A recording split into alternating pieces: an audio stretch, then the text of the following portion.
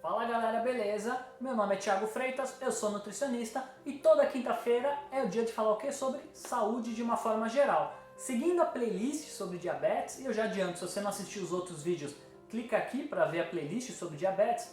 Hoje a gente vai falar sobre alimentação, sem mito, sem frescura, sem inventar moda. O que a gente tem de embasamento científico sobre alimentação e diabetes. Mas, antes de mais nada, não se esqueça de se inscrever no canal, curtir e compartilhar para que mais informações como essa cheguem para as pessoas, além de me seguir nas mídias sociais para mais atualização sobre alimentação de uma forma geral, beleza galera? Primeiro de tudo, nós devemos entender que o tratamento de diabetes ele é bastante desafiador. Eu costumo falar o seguinte, que o tratamento ele é fácil e não é ao mesmo tempo, justamente por quê? Porque mexe no core, ou seja, no centro do desenvolvimento do diabetes, que é a alimentação. Então a pessoa se torna diabética muitas vezes porque ela tem uma alimentação desequilibrada por 30, 40, 50 anos. E o tratamento mais eficaz para o diabetes é justamente mexer nesse ponto. E vocês concordam que se você tem um hábito de 50 anos, demora um certo tempo para mudar esse hábito, mas não é impossível. Então a grande ideia é que a gente discutir justamente sobre isso, alimentação e diabetes. Quando nós pensamos na terapia nutricional para o diabetes, a gente tem duas grandes metas. O eventual controle do peso e o controle glicêmico, ou seja, o controle do açúcar no nosso sangue. Por quê? Se existe um descontrole desse açúcar, é esperado dois grandes tipos de lesões fisiológicas. As lesões microvasculares e as lesões macrovasculares. Então vou começar sobre as microvasculares inicialmente. Um dos pontos das lesões microvasculares seria a retinopatia diabética. Eu trouxe ao lado aqui uma imagem de um olho acometido por retinopatia e a gente consegue observar como ele tem um perfil muito mais inflamatório. O açúcar em excesso no sangue vai lesando os pequenos vasos dos olhos e isso com o passar do tempo pode trazer algum dano ocular sim. O segundo ponto seria a nefropatia diabética, ou seja, uma lesão nos rins. Novamente eu trouxe uma imagem de comparação e a gente pode observar que o rim acometido pela lesão devido ao excesso de açúcar nesses microvasos, ele fica todo granuloso, ele vai perdendo a função com o passar do tempo. E uma das características mais comuns dessa lesão dos rins é justamente a perda da proteína pela urina. E uma forma de observar se isso está acontecendo é que quem perde proteína no xixi começa a fazer muito mais espuma na privada quando faz xixi. Então eu trouxe uma imagem aqui para representar isso bem. Não é aquela espuma quando jogou um detergente ali, quando limpou a privada, que você faz xixi e espuma. Não, é uma espuma com uma característica diferente. Então vale a pena observar justamente para ver se não está aumentando a excreção de proteína pelos rins. E a terceira lesão microvascular mais comum do diabetes seria a neuropatia diabética, onde o excesso de açúcar no sangue com o passar dos anos vai destruindo os pequenos vasos periféricos, principalmente de mãos e pés. E esses vasos eles irrigam os nervos da região, ou seja, as pessoas elas começam a perder função ou sensibilidade nessa região com o passar do tempo. Agora o outro grupo de lesão, que são as macrovasculares, e por que a gente fala de lesão macrovasculares? Porque elas tendem a lesar os grandes vasos do nosso organismo.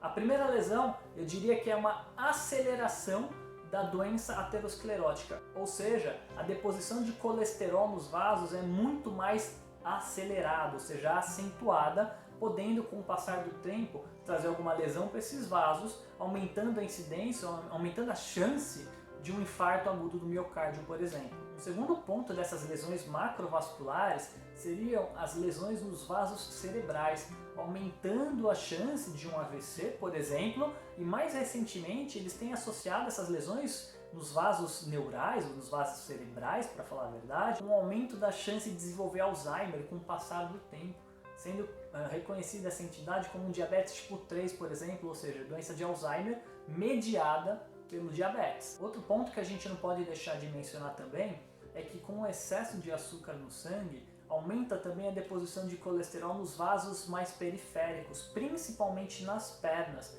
deixando esses vasos mais rígidos. Então é como se fosse pensar numa mangueira que ela está nova, ou seja, elástica, ela aguenta uma pressão boa de água, e uma mangueira mais antiga, mais rígida. E quando você começa a bombardear com mais água, ela não aguenta, ela começa a ter microfissuras. Então quando a gente pensa num diabetes maltratado, a gente pensa numa rigidez dos vasos, podendo levar a um aumento de pressão, por exemplo. Portanto, já deu para perceber que a alimentação é fundamental para o controle e para o manejo do diabetes, não é? E um outro ponto que eu acabei não conversando ou não mencionando é que o próprio estado de açúcar aumentado no sangue favorece o ganho de peso. Ou seja, ela é como se fosse um ciclo, né? A pessoa ela ganha peso, o açúcar ela vai ficando aumentado no sangue, o açúcar vai lesando os vasos, só que o açúcar não permite o peso diminuir, então fica se retroalimentando esse ciclo de ganho de peso e açúcar aumentado no sangue. Por muito tempo foi-se dito que o açúcar alimentar seria o grande vilão do diabetes. Mas em 1993, um grande estudo chamado Diabetes Control and Complications Trial, ele demonstrou que, dentro de um plano alimentar bem equilibrado, o açúcar ele pode ser estimulado, desde que bem organizado. E isso daí foi um grande marco, né, no tratamento alimentar do diabetes, porque até então era tratado com uma restrição alimentar severa, além de uma restrição calórica severa também. Em estudos de segmento mais longos, de 3 a 6 meses ou até mesmo de maior tempo, de 1 ano, foi observado que depois de uma dieta equilibrada, ou seja, de um padrão alimentar equilibrado, a hemoglobina glicada, ou seja, um marcador de diabetes sanguíneo, ele cai. E isso independe se a pessoa foi diagnosticada há 1 mês ou se ela já tem diagnóstico diabético depois de 10 anos. Um melhor equilíbrio alimentar é capaz de diminuir sim a hemoglobina glicada dessas pessoas. E se você não sabe o que é hemoglobina glicada, clica aqui que eu fiz um vídeo sobre diagnóstico de diabetes e eu converso um pouquinho sobre hemoglobina glicada nesse vídeo, beleza? E essa terapia nutricional, ela justamente coloca o portador do diabetes como o agente da mudança, né? Quantas vezes você já não escutou uma história de um parente, de um amigo diabético, passar no médico ou até mesmo no nutricionista e ele tirar uma dieta pronta da gaveta e entregar para essa pessoa? Qual que é a chance dessa pessoa conseguir aderir a uma dieta dessas e conseguir fazer uma dieta dessas? Porque, querendo ou não faz parte do hábito alimentar dela, né? Então, quando a gente coloca a pessoa como agente da mudança, nós conversamos com essa pessoa justamente para entender o seu hábito alimentar e adaptar e adequar da melhor forma possível, com o que ele consegue fazer e com o que é realista para ele conseguir realizar. Já foi demonstrado em diversos estudos que uma dieta restritiva, uma imposição, uma proibição não é eficaz, seja para o manejo de peso ou para o manejo de uma doença, né? O autocuidado é fundamental, então a pessoa aprender a comer, a pessoa aprender a ter esse jogo de cintura, de adequar o seu dia, é fundamental. E nós, profissionais da nutrição, nós temos essa capacidade e essa atribuição. Bom, e agora vocês devem estar pensando, legal, já entendi os problemas, né, de um descontrole alimentar, eu já entendi que eu tenho que ter o autocuidado, ou seja, eu tenho que ser o agente da mudança, mas como eu consigo aplicar isso? O que eu tenho que fazer? E como os nutrientes se relacionam com o diabetes, né, de uma forma geral? Vamos começar então com os carboidratos. O consumo de carboidratos ele aumentou nos últimos 50 anos. E o que a gente deveria pensar então? Ou, aliás, o que a gente pensa, né? É só cortar carboidrato, já que é uma doença que tem relação com açúcar e está tudo controlado. E a resposta é não. Com o passar dos anos, diversas dietas foram propostas, dieta Salt Beach, Atkins, low carb, zero carbo, enfim. E quando comparam esse tipo de dieta com dietas equilibradas, onde há um consumo de carboidrato, as respostas são similares. Só que a adesão, ou seja, as pessoas gostam muito mais de fazer uma dieta equilibrada do que uma dieta restritiva. Ou seja, a ideia aqui já é tirar da sua cabeça que uma dieta low carb, uma dieta baixíssima em carboidratos, é eficaz para o tratamento do diabetes, beleza, galera? Então vamos começar falando sobre o açúcar de adição, que é o açúcar do chá, do cafezinho, daquele suco industrializado, enfim, aquele açúcar que a gente adiciona a mais no alimento. Em ensaios clínicos comparando o açúcar com outro tipo de carboidrato na mesma quantidade calórica, não demonstrou que o açúcar tem uma capacidade de aumentar mais a glicose no nosso sangue do que esses outros carboidratos. O ponto-chave para ser entendido é que normalmente os preparos ricos em açúcar, eles têm uma densidade energética muito grande, tipo uma torta de chocolate, uma bomba de chocolate, um sorvete de massa, por exemplo, de creme, que além do açúcar tem muita gordura, ou seja, se torna um produto hipercalórico. E esse consumo alimentar de mais energia favorece o ganho de peso. E lembra que a gente falou lá no começo do vídeo que o ganho de peso vai retroalimentando esse açúcar aumentado no sangue? Portanto, todas as diretrizes mundiais elas são muito claras. Não existe necessidade de cortar o açúcar. O que a gente tem que diminuir é o consumo de alimentos densamente energéticos e normalmente mediados por gordura. Ah, e outro ponto. Essas diretrizes elas falam que o consumo de açúcar ele é válido, desde que em quantidades baixas durante o dia. Então, toma cafezinho, gosta de adoçar com açúcar, em vez de adoçar com 3 colheres de chá, aprenda a adoçar com 2 e depois com 1, só para quebrar o amargor. Já para as dietas de baixo índice glicêmico, que foi uma febre há uns 10, 15 anos atrás, e até hoje ainda falam de alimentos com baixo índice glicêmico, a literatura ela é muito controversa, porque quando a gente analisa o índice glicêmico dos alimentos, a gente analisa aquele alimento isolado. Então, por exemplo, seria pegar só o arroz, ou só a batata, ou só o macarrão, só o pão, e dificilmente você consome só esse alimento. Por exemplo, a gente pensa no arroz, tem o feijão, tem a salada, tem a carne junto. Quando a gente pensa no macarrão, tem o molho de tomate ali com a carne moída, no exemplo. O pão tem manteiga ou tem algum recheio proteico. Então, assim, o índice glicêmico ele é válido quando o consumo do carboidrato ele é isolado, beleza, galera? E a queridinha do momento seria a dieta low carb. E não existe também consenso na literatura o que seria uma dieta low carb. Alguns autores dizem que uma dieta low carb é uma dieta que tem menos de 45% da energia consumida vinda dos carboidratos. Só que a dieta humana tradicional já gira de 45% a 60%, ou seja, será que é low carb ou não é? E já tem gente que fala que você tem que consumir 20 gramas total de carboidrato por dia para ser low carb, ou seja, não existe um consenso do que é uma dieta low carb, começa por aí. E quando a gente pensa em efeitos clínicos para a saúde, não existe consenso. Alguns autores viram benefício, numa adesão de uma dieta low carb, por exemplo, e outros autores não viram benefício nenhum. O ponto-chave é que todos concordam. É muito difícil você manter uma dieta low carb por 1 ano, 5 anos, 10 anos. Então, depois de 3 ou 6 meses, normalmente as pessoas começam a deixar de fazer a dieta e começam a voltar a um hábito alimentar desequilibrado. Demonstra que a dieta low carb não é tão milagrosa assim. As pessoas simplesmente não conseguem fazer por muito tempo. E pensando em carboidratos, o que ajuda a controlar a glicemia? A gente tem que pensar que normalmente as fibras têm uma atuação muito interessante no controle glicêmico, ou seja, preferir os alimentos integrais já seria um passo adiante gigantesco.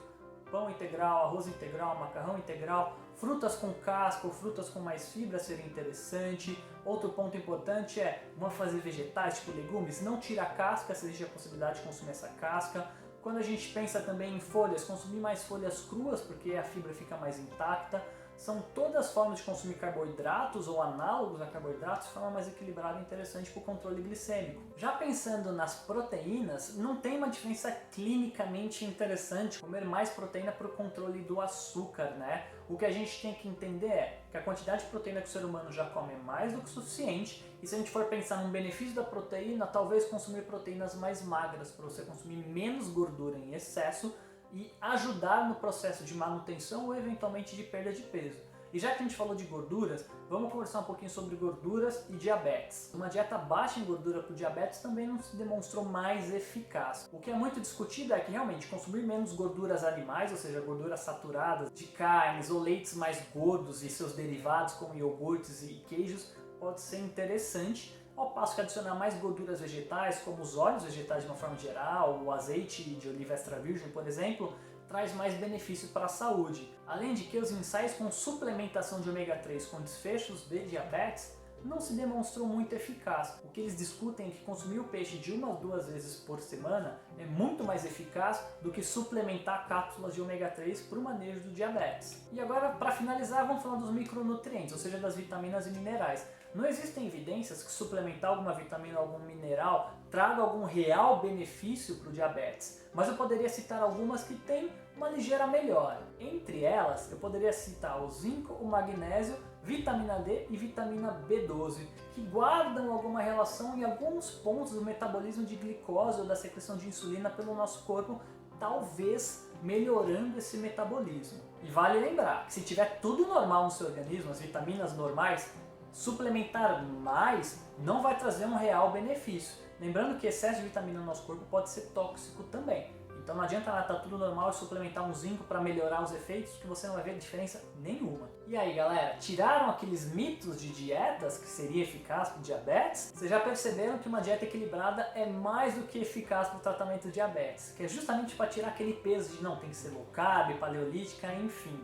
Uma dieta equilibrada, de 5 a 6 refeições equilibradas durante o dia, com consumo ótimo de fibras, de 1 a 3 porções de legumes, 1 a 3 porções de folhas por dia, 3 a 5 frutas diferentes por dia, além também de consumo de menos gordura no seu dia, seria extremamente eficaz. Sem esquecer do consumo de água por conta das fibras e evitar excesso de gordura, excesso de açúcar e excesso de bebida alcoólica no seu dia a dia. E não se esqueça de preferir alimentos cozidos, assados, grelhados ou refogados. Tudo isso ajuda até na questão do gosto desses alimentos, do paladar e de tornar essa refeição mais agradável possível. E aí galera, me diga, o que vocês acharam desse vídeo? Eu consegui quebrar alguns mitos de diabetes, algumas questões de dietas para tratamento de diabetes? Deixa aqui no comentário. Se você tem alguma dúvida, alguma sugestão, pode me mandar uma mensagem que eu leio todas e respondo todas também. Não se esqueça de se inscrever no canal, curtir e compartilhar para mais informações como essas. Não se esqueçam de seguir as minhas mídias sociais para mais informações sobre alimentação. Meu nome é Thiago Freitas, eu sou nutricionista. Falou galera, valeu, obrigado!